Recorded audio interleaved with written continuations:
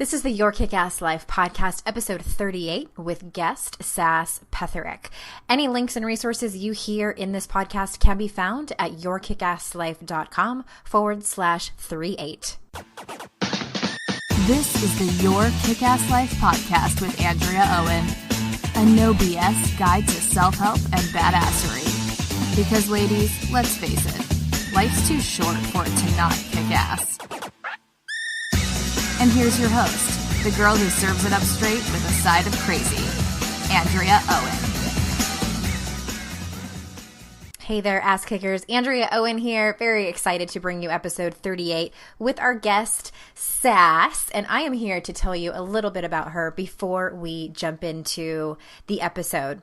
Sass Petherick shows you how to get more love, money, and joy by changing how you think. Sass is an in-demand certified coach and is the creator of Rethink Group coaching programs. She's been described as equal parts laughing Buddha and fiery femme, salty sailor, and foxy minx. Sass's energy, smarts, humor, and intuition guide every transformational coaching session and sold-out retreat. Find out how to amplify your life with curiosity and kindness at sasspetherick.com. And here we go.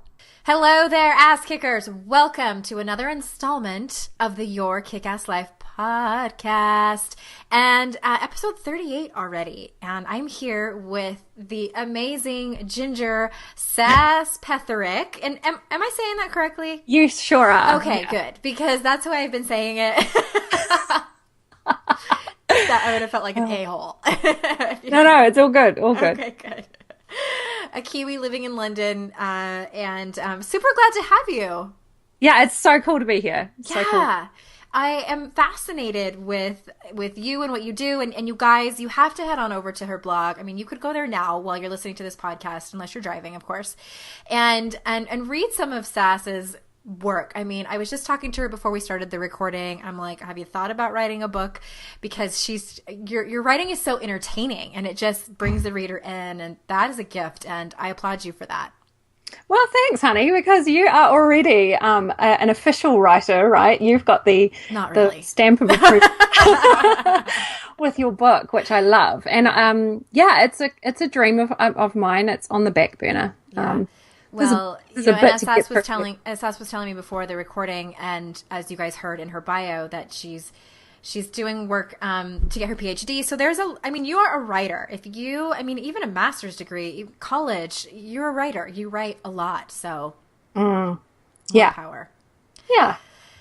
Okay, so let's jump in. I am fascinated with your work, and again, I spent a lot of time on your blog, and I love what you do. I mean, I love coaching, but you do something really specific, and you talk a lot about what you call thinking on purpose. And, I think a lot of people listening, we just are like, well, my thoughts are my thoughts, and I'm already 30-something, 40-something years old, so I can't think on purpose. So can you talk to people like what they might be doing where they aren't thinking on purpose, and maybe if they do start thinking on purpose, what might their life look like? And basically, what is it? Yeah, sure. Well, for me, thinking on purpose, and this was me just a few years ago, when I didn't know how to think on purpose, I just believed all my thoughts. Mm-hmm. I just believed everything I thought was true. And I couldn't make the distinction between a fact, something that was true, and a story that I was just making up about something. And I am, a recovering people pleaser. Uh-huh. And I had a very busy job, and I had a big team that I was looking after back when I was a corporateer. And I found that I was just always believing all the thoughts about what I wasn't doing enough of, what I was not able to create or to lead on. All of my thoughts about the areas of my life that I was doing in a really haphazard or crap way, I just believed that was true. Mm-hmm.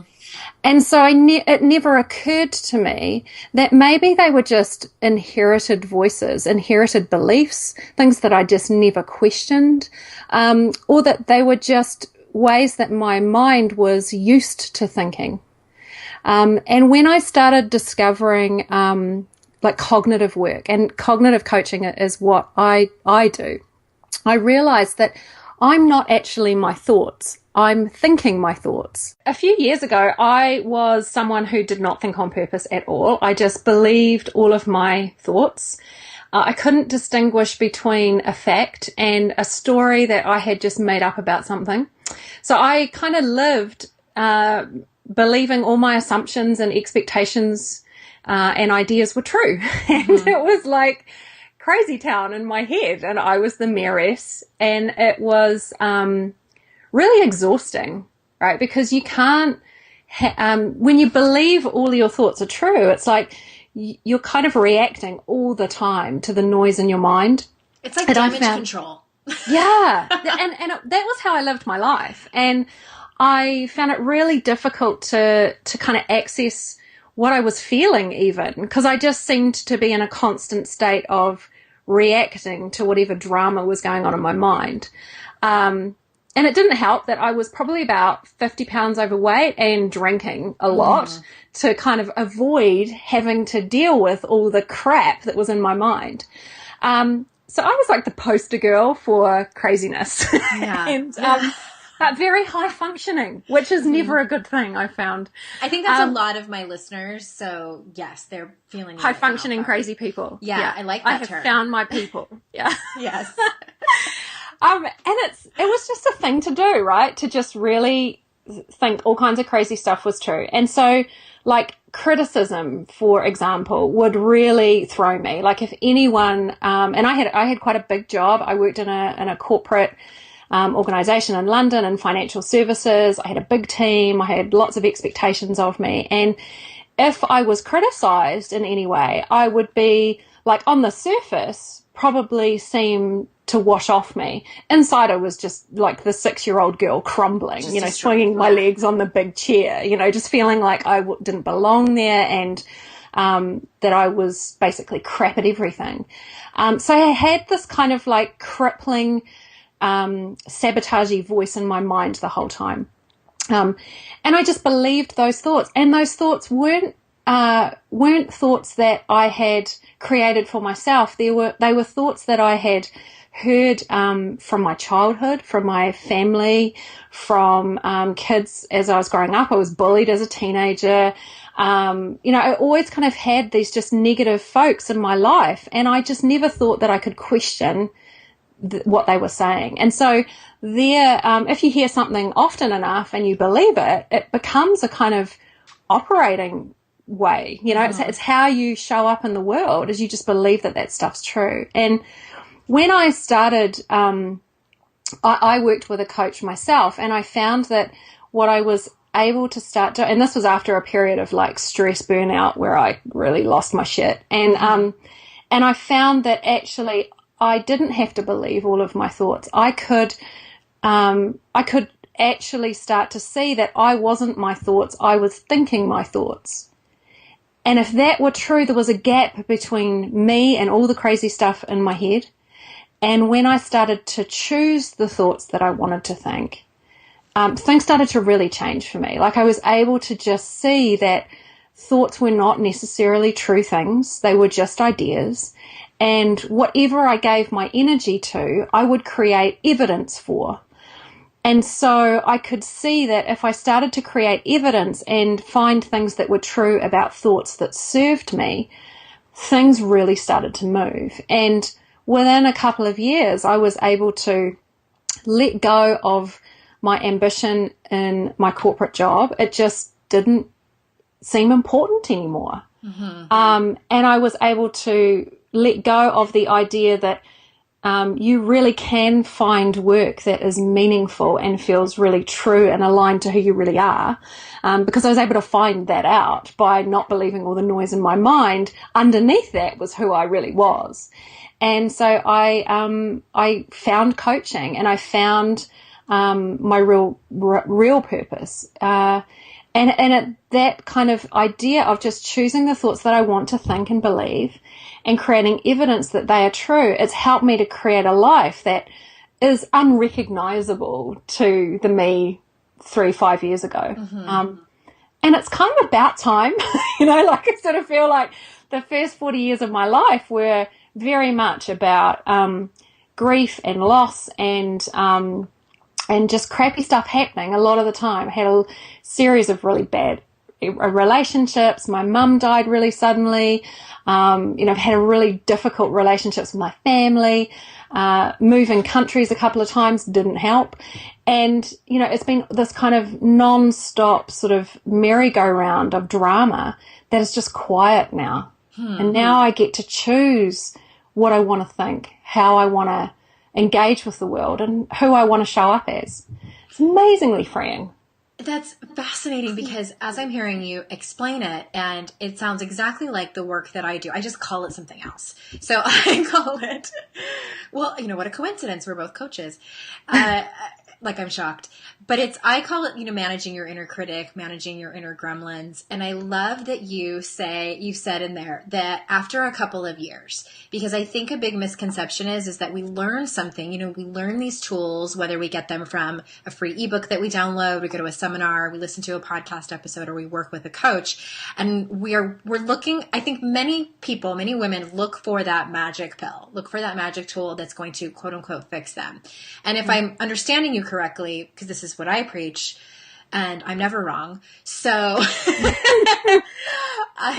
that this is a practice, and that this is something that you have utilized in your world and in your head, and that you continue to work on a pretty regular basis. Is that correct? Oh yeah, completely. And I think there is a world of difference between intellectually understanding an idea and practicing it in your life, like applying it to your life and doing it imperfectly and seeing all the obstacles that come up and still keeping going. Yeah. Like just making that commitment to yourself is, it's not something that everyone does. Mm-hmm. It's a commitment, isn't it? Yeah. And I think, I've never been very good at commitment, but I found that it just feels so freaking good to not be constantly feeling like you're a victim of your own thoughts. Right. And like then in turn, to really grab that power back, it feels so good. You don't want to stop once you start. Exactly. I love the way that you said that. And to me, it feels like once I started to manage this voice and what you call like befriend your thoughts, I felt like I was no longer a victim to my circumstances anymore. It was like I turned the mirror on myself and was like, oh, so this shit that I'm in, whether it's, for me, it was like a really big breakup and toxic relationships. I'm like, okay, so this really to me, it was taking, I call it radical responsibility for my life. And it felt powerful. Like you just said, like, oh my God, like I'm in charge of this. I can do this. It was scary as all hell. Yeah, well, I think that's the thing. Like, I was never really a fan of growing up. Like, the idea of being a responsible adult never really turned me on at all. It never appeals to me even today. I'm not a fan. But once I kind of reframed the idea of responsibility, like, it changed how I showed up because I was able to see that actually, all the circumstances that are in my life, I get to choose how I want to respond. I'm able to respond, in a way that feels good to me. Mm-hmm. And that was the real shift for me, was knowing that, I could blame everyone else, or I could make it that someone else had done something, or that it was unfair, that the things that were going on were not cool with me. But that didn't change that they were still happening, right? Right. And that I had very little control, as we all do, have very little control over the circumstances and the people outside of us. Mm-hmm. So I fought against that for a really long time. And just accepting reality is like where peace lies, and knowing that it is all on you. Your life is on you. It's your sacred responsibility. And knowing that can feel overwhelming and like, oh, great. So now you're telling me that not only is it shit, it's my fault. It's like, well, no, but it is all within you to change it and to create what you do want. To create what you want. Yep. For sure. And, I hear from a lot of my clients, they're like, okay, Andrea, it makes sense to me, this whole concept of the inner critic. And I know that this isn't the truth, but I think that where a lot of people struggle, including clients that I've had, have said like, how do I do this? Like, how do they want it from a practical standpoint. So can you give us like your 1 to 3 minute version of what that looks like, or how you would give us an example, or how you would break it down for a client? Yeah, sure. Well, I think most of us grow up believing that the circumstances of our lives create our feelings. So someone will say or do something and that makes us feel something. Mm-hmm. And I actually think that there is a step missing in there. I think that our feelings are created by what we're thinking. So whatever is happening outside in the world, outside of us, we interpret that with a thought. And whatever we're thinking about it, we have a feeling about it. And usually those thoughts are kind of default thoughts. They're automatic thoughts that we've thought for most of our lives. And so we don't question them. When you start wrangling your thoughts, which is what I kind of coach on, is you start to realize that actually if you start from a place of how do I want to feel about this circumstance and what is the thought that would support me to feel that, you can actually start from a different place. So you're not giving your power to the circumstance. The circumstance never has to change. And an example I can use on this is for many years when I first met my husband, my main way of showing my love for him was to be affectionate. Mm-hmm. And it would never occur to him to be affectionate. Like, it was just not in his makeup. And for the first couple of years of our relationship, every time he did not show me affection, I would like notch it up. I would measure that. I would notice it. And I would think it would make me feel unloved and uncherished and like I didn't matter to him and all of this crazy shit. And so I would be thinking the thoughts, it's only a matter of time before he leaves. That was my default thought. He must be having an affair. Yeah, he must be having an affair. He must think I'm fat. Yeah, and I just had all these crazy ideas about what it meant, what that circumstance that my husband is not naturally affectionate, what that meant. And when I actually, kind of broke down and showed him the crazy and said, why are you not cuddling me on a regular basis? He was like, dude, remember when I came and rescued you because your tire was flat on that rainy night? Remember when I showed up all the times I said I was going to? His way of showing his love to me was demonstrating it, right? He would just do really practical stuff. He's the guy you call when stuff happens, and he is always there. He's never ever, kind of reneged on his word. That's how he shows his love for me. That's how he learned how to do that. And once we had this conversation about it, he was like, I had no idea that this was that important to you. But also romance for him meant very different things. And so I was able to kind of think, okay, how do I really want to feel about this man, and how I wanted to feel was cherished and loved and adored and desired. And so I decided I was going to change my thought to this man adores me. And what I did was look for evidence that that new thought was true. Mm-hmm. And so I was suddenly noticing every single night since, he has moved in and we've lived together for nearly 7 years now. Every single week he has put the rubbish out, because putting rubbish out, the trash, makes me gag, right? Okay. So he noticed that and said, dude, I'll do that for you. It's cool. He's done that for 7 years without me even noticing that he was doing it. Like, it just became a thing I took for granted. Uh-huh. And so I started noticing all these little things, the way that, he looks after, we've got a couple of cats that are really important to us. He looks after them, the way he shows affection to me in a way that is good, feels good to him. We share all the chores. We don't argue about housework. All of that sort of stuff I suddenly started noticing because I believed the thought, this man adores me. And it revolutionized our relationship because I was able to totally see it from his perspective, but also not put unrealistic expectations that he had to change to he would have to change as a human being to live up to the expectations you made. Yeah. So it was a really, really big thing to notice. And it means that, I get to feel how I want to feel without him having to change, without the circumstance having to change. I've just changed my thought and I get to access all the feelings that I want. So that's kind of how I teach it. Like, you start from, what is your current thought about the circumstance, and how do you feel about that? And when you feel really crappy, you act crappy. Yeah. and that creates crappy results in your life. Yep. So if you start from, how do I want to feel about the circumstance? What thoughts would it best serve me to feel that way? And how do I want to act when I feel that way? Can I notice a whole lot of evidence that my new thought is true? Because our thinking minds, and one of my favorite coaches, Brooke Castillo, she teaches that she's been on my podcast. She's a friend of mine. She's just amazing. Very, very cool. I love what she teaches. And she says, like, an unsupervised mind is like a toddler with a knife. Yeah. Right? And that's so true, right?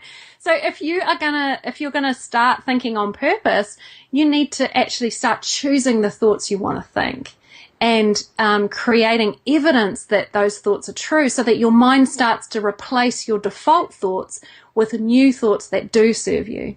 Yeah, I love that. If you guys are listening and you can get on the web, all the links back to Sass's website are at yourkickasslife.com/38. And I love that I do something similar with my husband and my relationship too, that's helped me a lot. But while you were saying all that, and you're saying the word evidence, and I teach this as well. I just have different language around it, but it reminds me of when you're listening to like a courtroom trial, and you have already kind of made up your mind about someone that's maybe like on the defense about a crime that's been committed. And you're like, no way, this person's guilty. I know it. And then you hear the lawyer that has gathered evidence to defend his client. And then you're kind of like, well, it could be totally different. So that reminds me of this, really, because it's all about the evidence, and which one are you going to choose to look at the most? Yeah, because wherever you put your energy, like, you can find evidence for that. Like, you could, and a friend of mine, her and her nephew play this game called Banana, where every time when you're on the motorway, when you're driving, whenever you see a yellow car, you yell banana. That's the game. It's really simple. Kids love it. We do that same thing, but we just yell out yellow car. That's so funny. And sometimes we yell out yellow pants. Like, if we see that, you get bonus points. And the thing is, like, you would not think that there are that many yellow vehicles on the road, right? It's not an attractive color. It is amazing to me, like, how many yellow cars there are in the world. And every person under the age of 7 that I've taught this game to reminds me every time I see them, that there are lots and lots of yellow cars on the road. And the thing is that, you notice that. You notice the things that you look for. That's how mindfulness works, It's like, wherever you put your attention, you will find that is true. Yeah. So that's what, listeners, those of you listening right now, that's your challenge for this week, is to really focus on, what do you want to put your energy on? Because I have said this a million times, girls, you've been listening to this podcast, that what you choose to put your focus on, you're gonna see the most of, you're gonna get it back. So how about, let's practice not focusing on the things that are not working. That was a double negative, I think. So if you want to have more money, when you pull out all your bills, your credit card bills, stop stressing out about those. You know what I started doing when it came to money, and because I have student loan debt, which I don't know if you can relate, Sass, considering the education that you have, but that would stress me out. And so instead, now when I open the bill, I look at the balance. Sometimes I don't even look at it, but I say a little prayer of gratitude. I'm so grateful that I was able to get these loans to be able to get the education that I had. I'm so grateful for this credit card debt, because there was a time in my life when I needed that credit card. And I'm not going to focus on the purchases that I made that I didn't need, and then beat myself up about that, because that makes me feel like shit. Yeah. It's just a choice. Yeah. Well, it is a choice. And I think, we're really, most of us are kind of, and I don't know if this is true for you, but it's almost like if it's bad news, it's easier to believe. So, maybe. and I think, we sort of hesitate to look for the good stuff, because it's almost like, well, then you're just waiting for the other shoe to drop, right? Mm-hmm. And I guess, part of this work, I think, is trusting yourself, like really knowing that you've got your own back. Yeah. And being kind to yourself. Mm-hmm. You know, absolutely. How amazing are you to have gone and got credit card debt and been able to support yourself in whatever way you needed to? Yeah. And what a gift that is. You know, what an awesome thing to teach your daughter. Hey, you know what? Mum did this.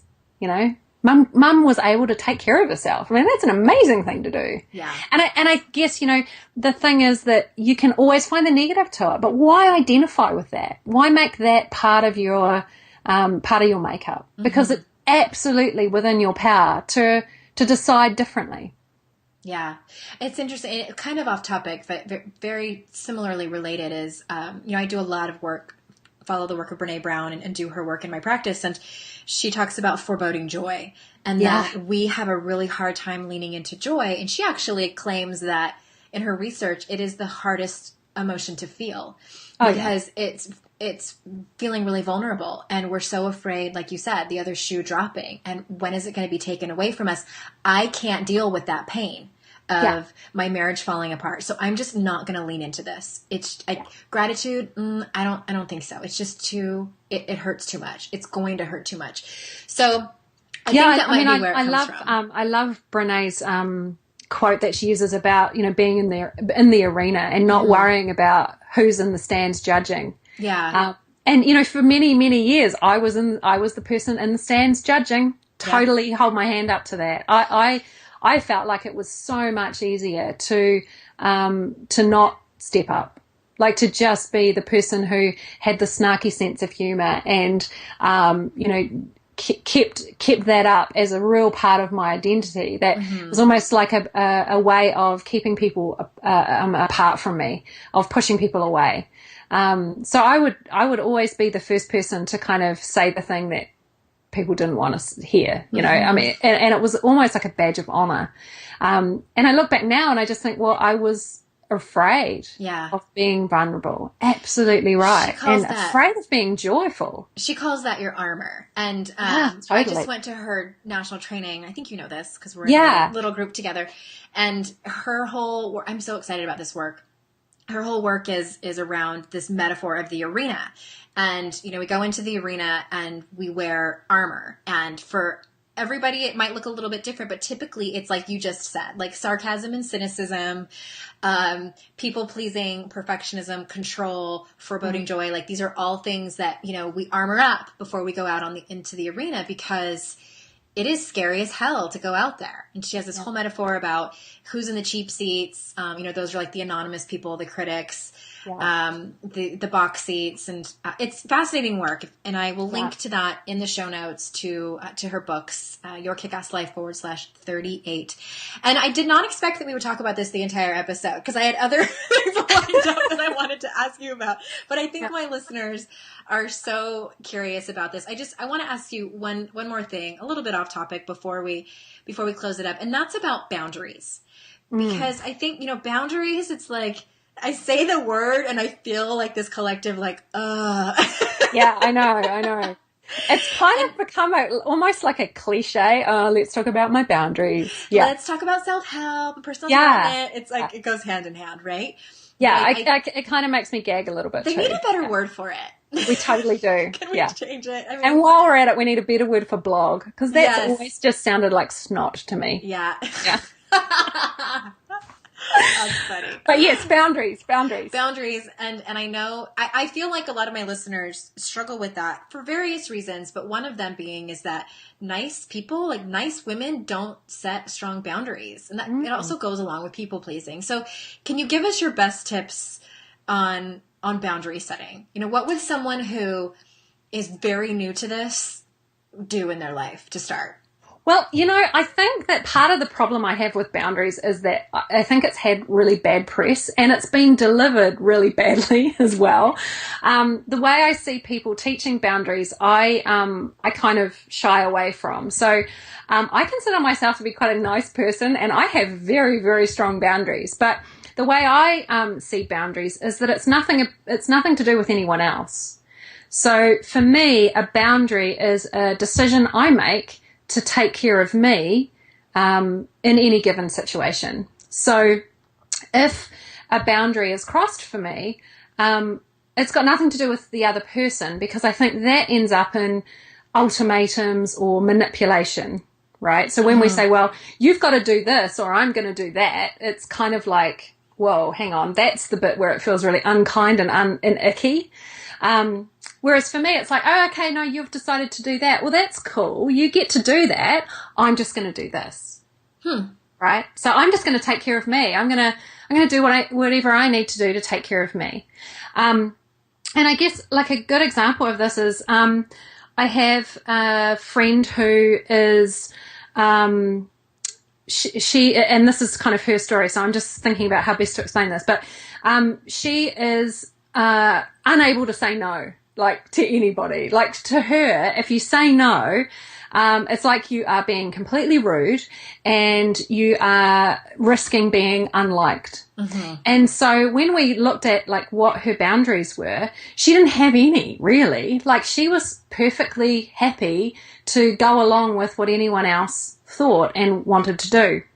And when we looked at how she could best take care of herself, she found that actually learning to say no was not about saying no to other people. It was about saying yes to what she wanted. And so she had a lot of friends that were kind of party people, and that was not a life that she felt comfortable in anymore, and she wanted to kind of remove herself from. And part of our work was about looking at what she was prepared to do for herself. So her boundaries ended up being things like, I'm not going to come out with you guys tonight, and I want you to have the best time, and I would love to see you another time. It was really simple stuff. It wasn't a judgment on them. It wasn't anything to do with changing their behavior. It was simply about saying, you guys get to do whatever the hell you want. I'm just going to take care of me. And so her boundaries ended up being quite sort of quiet, quite kind, very much about her, never about anyone else. And I think that those kind of boundaries are the ones that feel much more authentic to us. Because when we make it about the other person changing their behavior, we're just giving the power to them. Right. We're making it about what they wanted. So she could have said, okay, you guys, we've been out drinking for the last 3 weekends. This weekend, you know, I'm putting a boundary around it, and I want us to kind of come around to my house and watch a DVD or something. And that would have required her friends to completely change their plans and their behavior and what have you. And it would have felt uncomfortable for her. But just by saying, you guys get to do whatever you want, I'm just going to do this. It's a way of making it not about them, not about the other person. And I think there's something about being willing to enforce your boundaries, like just being willing to hold to them, is actually about honoring yourself. You know, it's about really knowing that you have to have your own back. Yeah. You know, you are, and what we were talking about before, you are your own sacred responsibility. And if you are going to compromise yourself all the time, go along with what everyone else thinks and never act for yourself, you're kind of pretending. You're not showing them who you really are, right? You become a sort of facsimile of who you are. And that never feels good. Never feels good. And I think there's something just really powerful about knowing that whatever happens, and people are going to come into your life and go out of your life, that your job is to like you. That's your only job. Yeah. That's your only job. It's no one else's job to like you. And when you get comfortable with being willing to feel every emotion, right, good and bad, when you can be comfortable with that, when you can sit with the discomfort of having pissed someone off or having said something that might have hurt someone else, having risked being unlikable, it's like when you can really kind of own those things about yourself, the whole world opens up for you because you're not afraid of anything. Yeah. Yeah, I love that you said the last part too, you know, about holding on to, I forget how you worded it, but just basically, I think that what might happen is that while I'm like, yeah, fist pump, you know, set boundaries, what can happen and what I think is common is that you are going to get pushback from the people that you're setting the boundaries with. And I think that that's where some people crumble. Yeah. And they feel like, oh my God, I've pissed this person off. And a lot of people that have trouble setting boundaries are often people pleasers. Yeah. And that's where I think having some kind of accountability can be really helpful, whether it's with a therapist or a coach or even like a trusted friend or counselor or someone. Because if you're in there all alone, it's scary shit to do it anyway. But then if you set a boundary and you're all excited and proud of yourself, and then you get pushback from the people that you're setting the boundaries with and they don't like it, it can be really devastating. So the prescription for me, I make up, is that if you are listening and you're wanting to set boundaries, is that get some support there, because it's big work, but it's so important. It's so important. Yeah. Absolutely. And I think the thing about boundaries is that it can feel like you're saying the worst thing in the world. It can feel, we make it mean when we take care of ourselves, we make it mean like we are being selfish and we are being bitchy, that it's actually really unkind, it's uncomfortable. And really all we're doing is looking after our own needs. Right. And then that would be a really great opportunity to work on your thoughts. Yeah. It comes full circle. See what I did there? Yeah. Full circle. Did you see how I did that? Oh, well, good. That is actually great advice. Thank you so much. And can you tell our listeners where they can find you and any goodies you have on your website that you want them to have in their hot little hands or hot little computers? Yeah, sure. So I have a freebie on my site, which is a made you a mixtape, and it's I love that. a series of guided meditations that I've created. I think there's something really cool that happens when you get into what the neuro nerds would call a gamma state. So when you can still your mind and in a meditative state, you can bypass all of the crappy negative thoughts that you're thinking. Amazing. And that's why you have good dreams. So I've created a series of guided meditations which are really about just kind of starting to get to know who is underneath all those thoughts. Which is cool, and lots of people seem to enjoy that. And coming up in the next few weeks, myself and my bestie Meg Genge, who is a writer and is also co-hosting a retreat with me in the next few weeks, we are getting together with about 20 other awesome women from the internet, who some of you will know, to create a free gift just leading up to the holiday season, which will be launching on my site in the next few weeks. So look out for that. Thank you. And it's at saspetherick.com. You guys go to yourkickasslife /38 and all the links will be there directly to her site. And thank you again so much for being here. It's been so great. Pleasure. Yeah. All right, everyone. That's it for today's episode, and I will see you next time for episode 39. In the meantime, keep kicking ass, and I will see you in the internets and cyberspace. Bye.